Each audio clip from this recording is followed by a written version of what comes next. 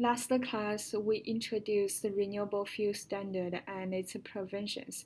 We also introduced the Renewable Identification Numbers as the currency for trading of credits for biofuels. Now let's introduce the market for RINs. This chart illustrates the RIN market from the economics perspective. When the demand for biofuel meets with the supply, that decides a market equilibrium for the market quantity and the market price of biofuel. RFS require a higher quantity, and to meet that quantity, a higher price need to be paid to the suppliers. So the difference between the margin cost of supply and the margin cost of demand is a premium we pay for RINs. RINs are traded in the EPA Moderated Transaction System, EMTS. In general, RINs can only be used in the year when they are generated due to the time limitations of storing biofuel.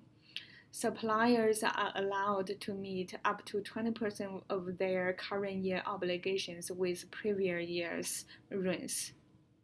When biofuel is produced, the RINs are attached, and the obligated parties can buy that amount of biofuel with RINs. They pay the price for the biofuel and also a price premium for the RINs. When the biofuel is blended with the gasoline and the diesel products and sold to the consumers, RINs is separated and submitted to EMTS as evidence for compliance. Alternatively, obligated parties can also buy RINs from the secondary market without actually using the biofuel. So the biofuel can be used in somewhere else. For example, biofuel producers can produce biomass-based heating oil, and they can sell that heating oil to residential consumers for heating purposes. They can also sell the attached RINs separately in the secondary market. In general, RIN prices for first-generation ethanol is typically lower than the RIN prices for second-generation biofuels. For example, in the year 2012, RIN prices for corn-based ethanol is around 1 to 4 cents per gallon, and RIN prices for biodiesel is actually around $1 per gallon. EPA is responsible for the implementation of RFS. EPA issues the Notice of Proposed Rulemaking every summer, and before the end of November, EPA will finalize the total volume required for the country. EPA will also determine the compliance dates every year. Based on the total volume for the entire country, EPA can determine the obligations for each individual company, which is called the Renewable Volume Obligation. Obligated parties include fuel suppliers, blenders, and importers. There is a huge amount of a penalty for non-compliance, which is about $32,500 per day for non-compliance. RFS has been pretty successful in terms of stimulating the production of corn-based ethanol. However, there's a huge challenge for cellulosic-based biofuel. This chart compares the mandatory volume in ISO 2007 versus the EPA revised target every year and the actual production. The blue bars are the mandatory volume written in law. The red bars are the revised target done by EPA every year, and the green bars are the actual production.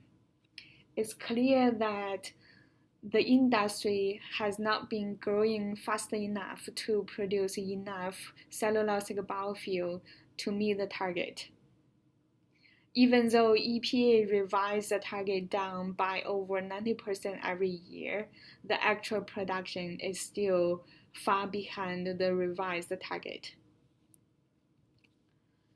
This table shows the revision of biofuel mandates in the year 2013.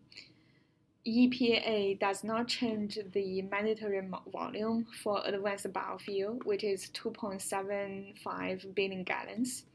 EPA has revised the mandatory target for biodiesel up from 1.5 billion to 1.92 billion gallons. EPA has revised the mandatory volume for cellulosic biofuel down from 1 billion gallons to 6 million gallons. Based on this revision, cellulosic biofuel is only about 0.004% of the market. Biodiesel is about 1% of the market. Advanced biofuels is about 1.6% of the market. And the total market share for renewable fuel is about 9.74%. For more materials and information, you can go to DOE's Alternative Fuels Data Center to look at the incentives and regulations of state and local governments. You can also read the Jacobucci paper for more details of the RIN market. You can also go to EPA's Renewable Fuel Standard Program for more data and analysis of the RIN market. Next week, we will talk about state regulations and incentives. And in more details and specifics, we will talk about California's low carbon fuel standard.